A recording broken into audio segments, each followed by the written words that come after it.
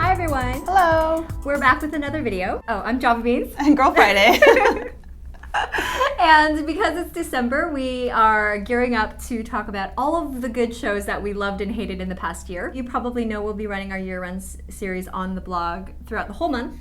And you guys will be able to participate this year with theme posts as well. So be sure to write in and tell us about how the year in dramas was for you. Should we start? Yeah, let's go for it. Okay, we're gonna start with our favorite dramas of the year, since it's always good to start with the things you like. And we've kind of divided it up into the categories of the different kinds of dramas that we saw this year.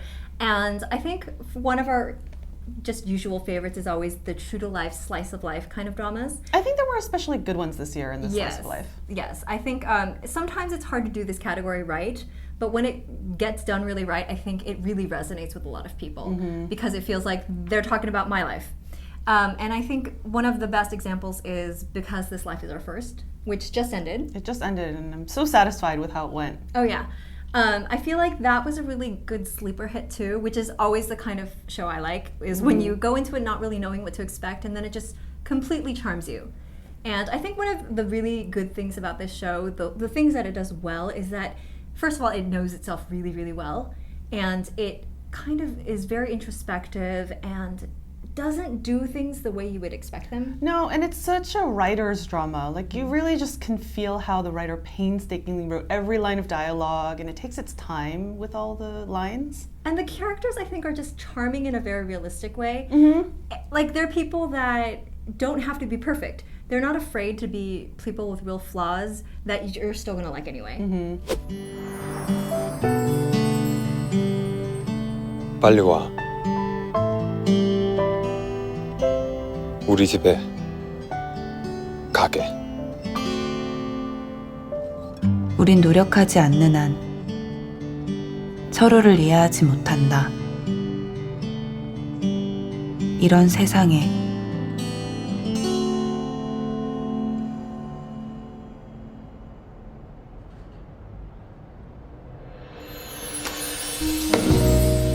사랑이라는 게 존재한다. And I feel like this is also the case with Age of Youth too, which we were hoping would be great because we loved the first season, and it was great. It was better. I was thought so happy with it, yeah. I mean, okay, there are things I wasn't happy with, like, you know, not telling us that the romance that I was rooting for the whole time for 2 years was, like, you know, resolved in some way, but... Or just kind of hinting that it might happen, because we want to see it. We want to see all of it. Yes. So I think I got more satisfaction on the romantic front from, like, fan videos made Maybe. using scenes from the drama. So yeah, there was a bit of that. But then the drama as a whole I loved because they're such wonderful characters, and you saw them grow up over the course of the 2 seasons. Yeah, I really was amazed at how not only was it a really great standalone season, it worked really well with season 1. It felt like a really nice second chapter, and everybody got a chance to grow in a different way from the first season. So it was just amazingly done, I thought. I just wanted more for the couple. I just really wanted more. Yeah. And I have to put Father is Strange also in this category. It's one of those family weekend dramas, so it's not quite in the same list of miniseries, but it just did real life really well in a very upbeat and positive way. And I remember when I watched it, I was expecting it just to be a cute weekend drama, but it was so well done with all of the siblings and all of the family relationships. I mean, what a revelation to have a family drama where people like each other. You know, and when you have those family dramas where they're all fighting with each other, no, this one is every like family drama. you have conflict and growth in relationships that are satisfying, and nobody hates each other. They're like a warm, supporting family. She always shows me clips from this show, and they're all so cute.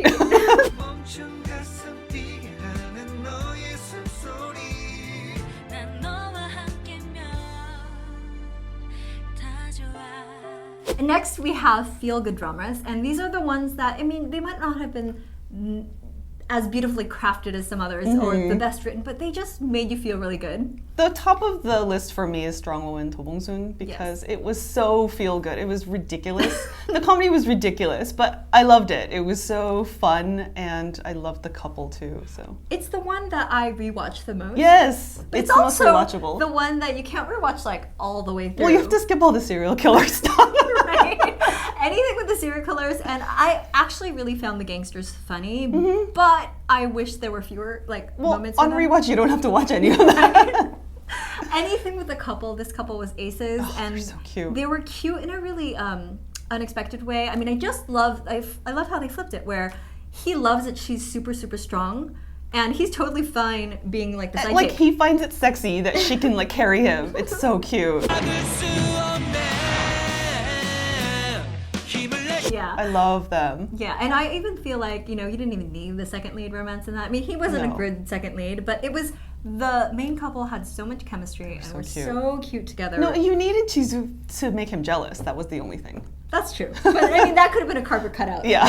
For all we care. What else do we have in this category? We have the best hit. Oh my god, I love the best hit. That's like weirdly my sentimental favorite of the year, I think. I don't know why. It also might be for me because I didn't have any expectations for it. Any of these like weekend variety dramas, which are really just dramas, you don't really know what they're going to be, and then that one was really charming. Of course, I mean, so much of it goes to Yoon Si-yoon because if a different actor had been playing him... he totally carried it, yeah.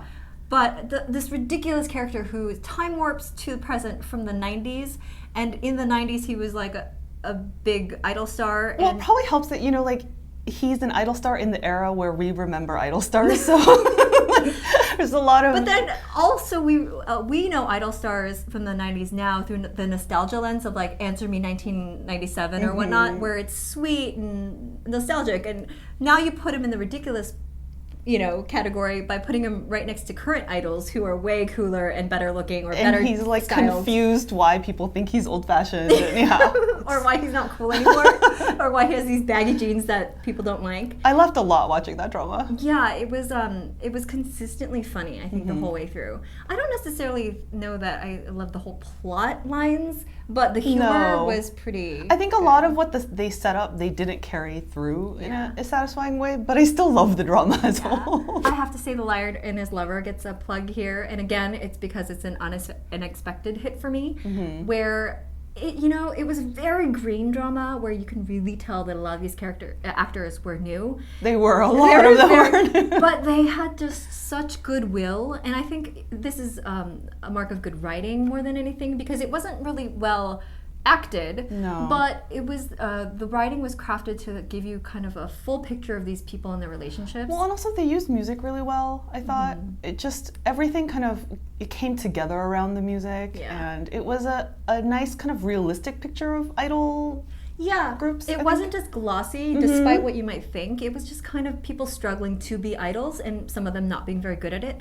And I just feel like a lot of it really made the most of their ages and their youth, and it felt like they were coming of age as people and coming of age as musicians and people in the working world, I mean, as idols.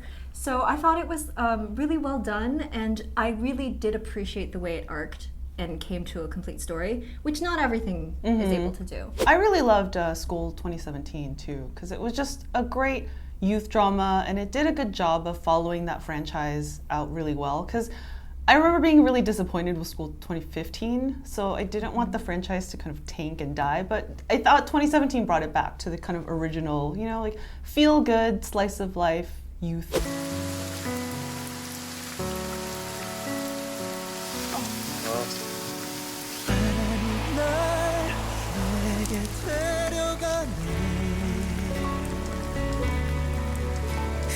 It felt like a little more high concept. It felt a little bit more like just a straight miniseries. It was like a melodrama, I thought. But this was more of the school franchise, kind of a little bit like meandering, but in a really nice way. Yeah, just like a slice of life. Like, these are just kids, and they have regular 18-year-old problems, and a really cute couple, too. And I also feel like this year we had a couple of really nicely, tightly written dramas with high concept execution. And for me, it was Circle. Circle was one of my favorite dramas of the year, just in blanket statement. I thought it was incredibly well thought out. I'm sure there were plot holes in there. Don't tell them to me because There were plot holes. La, la, la, la, la. No, I really, really loved it. But I think what tipped it over to being one of my favorites is that it was emotional the whole way through. It never forgot to be an emotional story about two brothers desperately trying to find each other.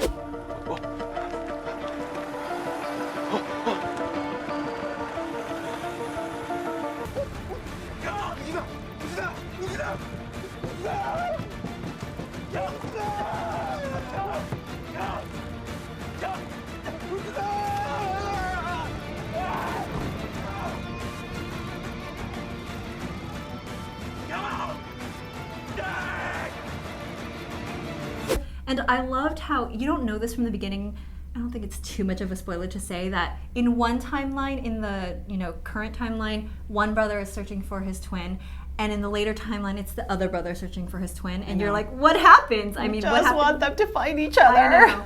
And all of the other stuff is kind of extraneous, but the extraneous plot was really interesting about kind of genetic engineering and ethics of a dystopian society where they're using authoritarianism for good, or so they say. So that was really an interesting one and very true to sci-fi, which I love. And for me, I think the well-executed premise was Tunnel. That's the drama of the year for me in terms of like high concept, and I loved it's similar to Circle in that it centers around an emotional connection, like a guy who travels forward to the future and is wants to get back to his wife in like 1980, and he just struggles to kind of find his way back, and it's such an emotional connection to like the people he finds in the future and how he wants to get back. And I don't know, I love that drama. It was a mystery, but it had so much heart. Yeah, I think that's the thing that sometimes they forget to have, but when they remember to have it, then you're there. It's like a double whammy. And for a mystery, I found it so like rewatchable. I don't know, I love Tunnel. Next, we can talk about the best couples. I feel like this is or romances, kind of everyone's favorite. It's my favorite. I mean, it's kind of a huge part of why I like my favorite dramas of the year. It's also a huge part of why Dramaland is Dramaland. I feel like romances are the thing that often hook people. It's probably like the romance dramas are the ones where everyone kind of stumbles across something and then they get sucked into this big hole of drama black hole. And then 10 years later. I feel like there were a lot of cute romances, but there were a few that like really, really got to me. Oh yeah. And I think 7 Day Queen was really great on plotting the romance so that it felt genuine and pure the whole way through. And it was just cast really well. I thought I liked them together. Park Min-young and Yeon Woo-jin, they were so cute together. They're one of my favorite couples of the year for sure. I mean, their childhood chemistry was really great, and then they cast really well just as actors, but then also as people who matched the adults, and then the adults really carried it through. I think we just all really love this storyline of people who had a childhood love and then got separated, and then when they come back, the hero is pretending not to be himself. So there's a whole angst there and that she works. thinks he's dead, but then he looks just like his childhood self. So yeah. Or the whole thing of where the hero really wants to just admit it, but he has to be an ass to keep her away because she's so loving otherwise. Yeah. And then she thinks he's a ghost. And it's just, I don't know, it's cute. And then also so heart-wrenching later on. I don't know, they were my favorite couple of the year. But in case there are viewers out there who are afraid of watching a mellow like this, I want to say that it's not one of those that will make you feel miserable. It's really uplifting and it ends really well. I feel like that's really key. That is a huge part of why that's one of my favorite dramas of the year, is because from beginning to end, it's solid and it ends in the most satisfying way possible. Yes. Opposite is true for the next one, which is Age of Youth 2, which we just talked about. But they were so charming that we're talking about Park Eun-bin and... what the heck is his name? Sungmin. Songin Sungmin. I'm sorry, I forgot your name.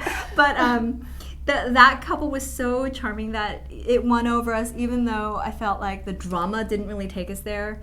The drama gave us a lot of really cute moments between them and set it up really well as this best friends to lovers thing. I thought it was like kind of sick how they were withholding that from us, because that's what everyone wanted. Well, I didn't think it was sick until it ended and then it didn't happen, because I thought the whole way through we were gonna get something in the finale, and then we didn't. But they were cute. I love them. So I do really still put them in Like, one of I my would want an favorites. Age of You season 3 just for them. Yes, absolutely. I mean, I don't know if it's going to happen, but No. we can hope. But also, Strong Woman to Wongsun, we already talked about this, Yeah. but like the couple is the main reason. They're eminently gifable. Yes. I think. Oh my god, so many cute moments. I want to talk about Father Strange for a second. Like, I feel like Father Strange is great in a lot of different ways, but the Ijun and Jung So-min romance at the center, it drives a lot of it. It drives, I think, like the middle half of the whole This is drama. the one where they think they're siblings, right? Yes, and it's great because this is such a trite concept of like, we think we're siblings so we can't fall for each other, but they're not. And so they play with the whole thing of one falls